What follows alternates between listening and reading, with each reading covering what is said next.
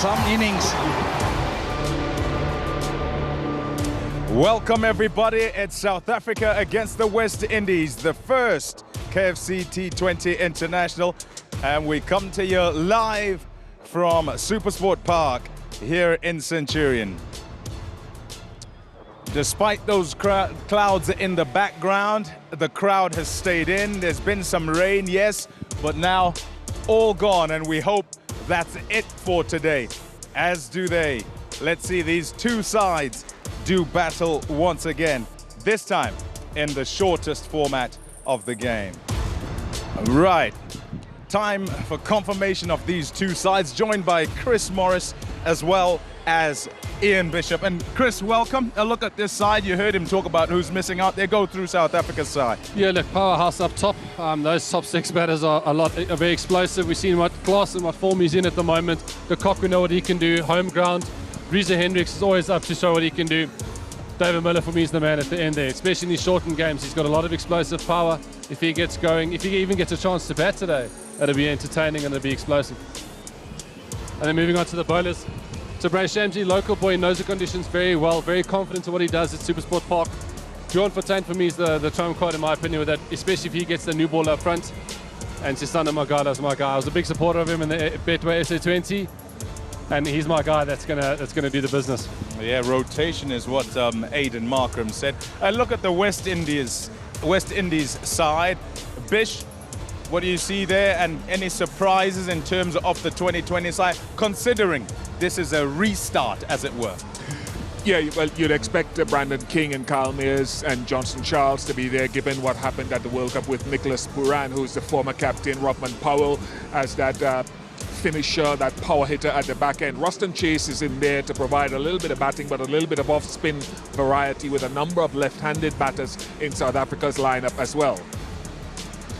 There's no Jason Holder. They have to rest, and Alzari Joseph is in there, though, to lead this attack with Akil Hussain. Sheldon Cottrell, good to see him back. He gets early wickets a lot of the time when he plays. O'Dane Smith still trying to find his game in white ball cricket, and Romario Shepherd, both of whom played out here in the SA20. But internationally, their economy rates are something to keep an eye on. 11 overs aside. This will be a speedy affair. Oh, Quinton de Kock, it could be caught, it must be caught, it is caught. What a stud. Akil Hussain has that happy knack of taking wickets. I couldn't have been more wrong about Quinton de Kock. Crowd would have loved to see Quinton de Kock get going.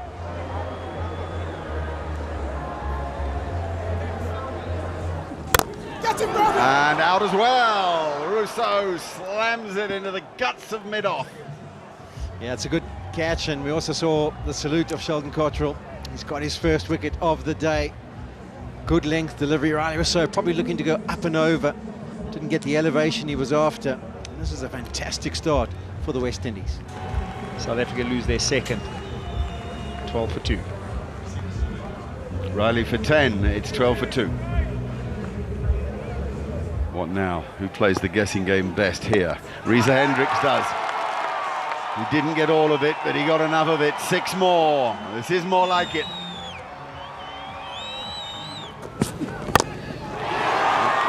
Very high and very out. The calmest fielder you could imagine. Markram not timing it, almost like it was the bottom of the bat. Really cool under that was Johnson Charles. That ball was a big up and under. You don't want to be catching that in Port Elizabeth with the wind. Enough at the half field, it seemed all right.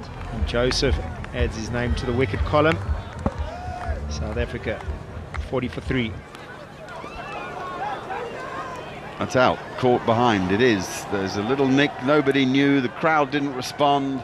The wicket-keeper, Nicholas Puran, just threw it up in the air casually. That one didn't seem to skid through, Mark. That one almost seemed like it's stuck in the surface a touch. Came through a little bit slower. Q end, and he throws the ball up in celebration. It almost ends up landing on O'Dane Smith's head as he goes forward in the celebration. But there's no delay about the decision. Hendricks comes in and 21 of 12 deliveries. That's decent in this 11 over contest, 55 for 4.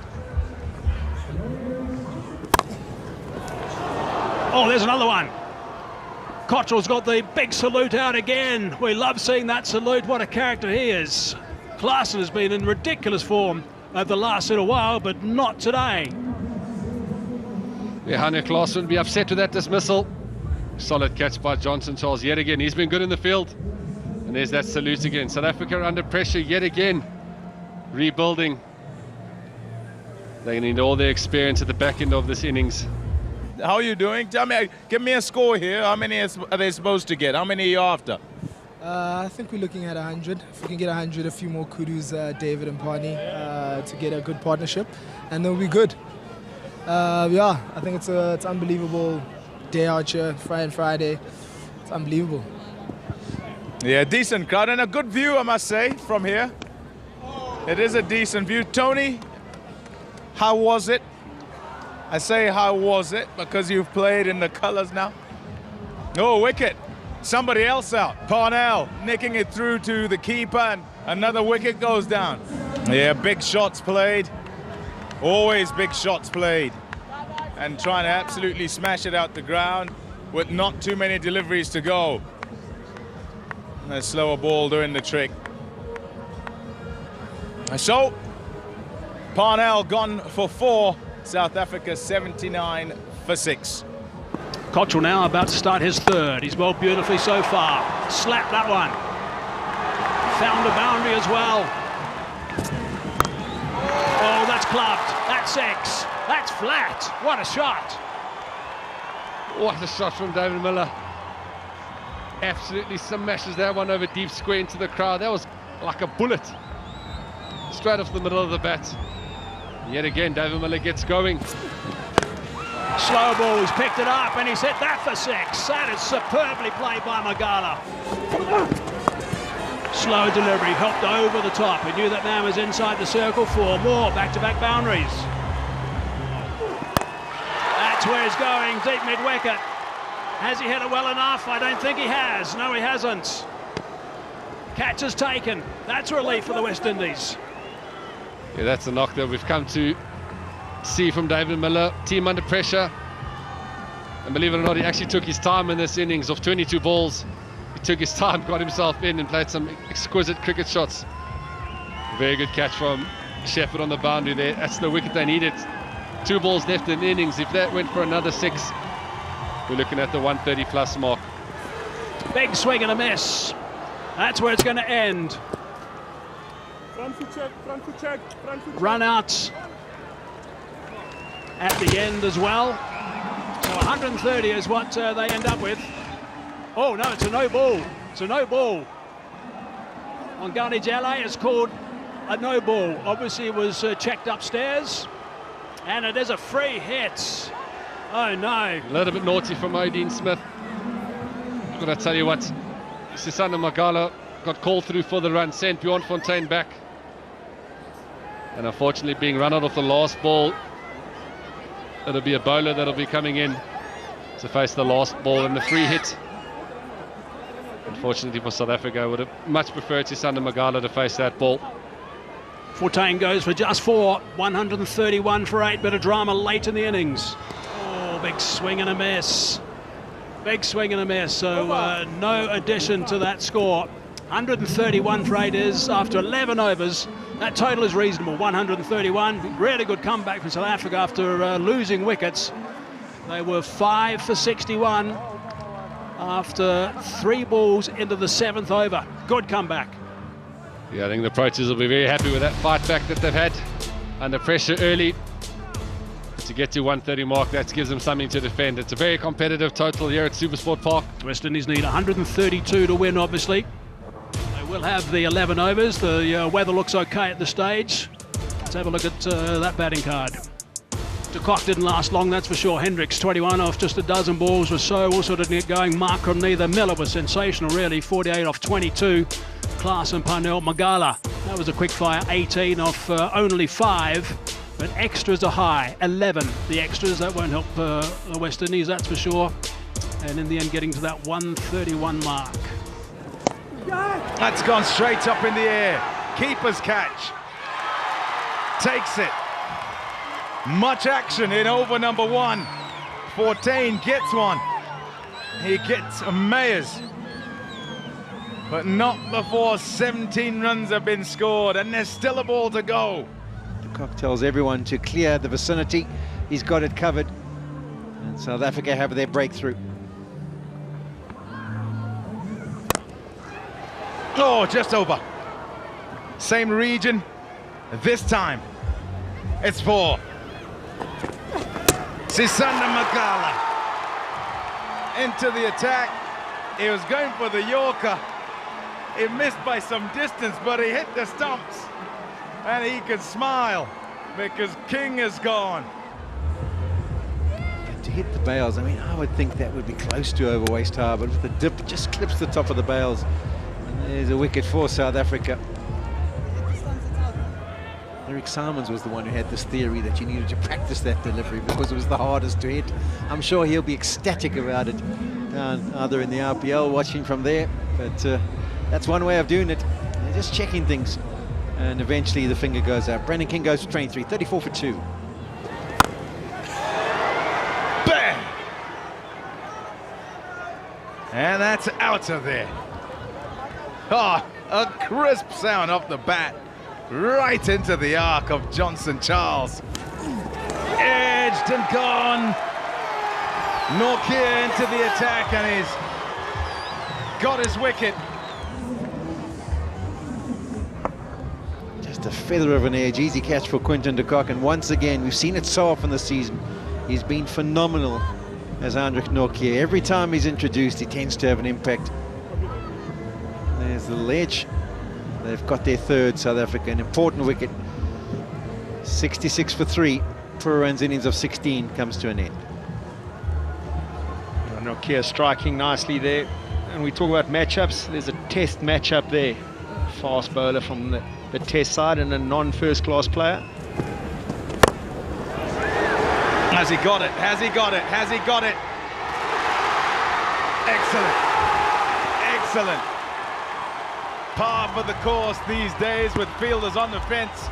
It hit the bottom of Johnson Charles's bat, and he'd have been trying to will it over the fence, but it couldn't quite get there. I'm sure they'll still check it, Pom, because of the timing of when the ball was popped out of Nortje's hands. There's no doubt there was some contact with the boundary cushion at some period, but it's just to make sure that before his heels touched it, he's managed to release it. Everyone in the West Indies saying 6. The South Africans are saying that's definitely out. Here's the moment. What is it? Well, there you go. SuperSport Park erupts because it's a man who's been doing damage. Johnson Charles. He departs. That's gone. Such excellence from the West Indies captain at the moment. The crowd, some hands have gone to heads. Be tight, he'll be gone. He will be gone. No problem for Wayne Parnell, as he made up for a little bit of a miss a couple of overs ago. As you said, Mark, it's maybe an unnecessary run at this stage of the game. You're well ahead of it. Maybe trying to get Robin Powell on strike to finish the game early, but beautiful throw by Wayne Parnell. Bullseye had an opportunity in the over before. That's a lovely throw by Wayne Parnell. Lovely run out. Romario Shepherd goes for 3 or 6. Magala strikes back. Lights are on. The crowd is alive. Smith is gone. Sisanda Magala doing the business for South Africa here. Trying to stick to West Indies, and that's a vital wicket. More importantly, it's a dot ball.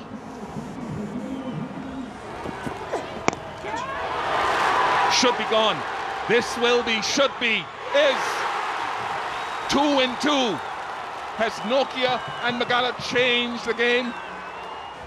Adjustment again from Sisanda Magala in the short ball. Clever bowling. Quinton de Kock making that a lot harder than it should have been, but a great catch from the South African keeper.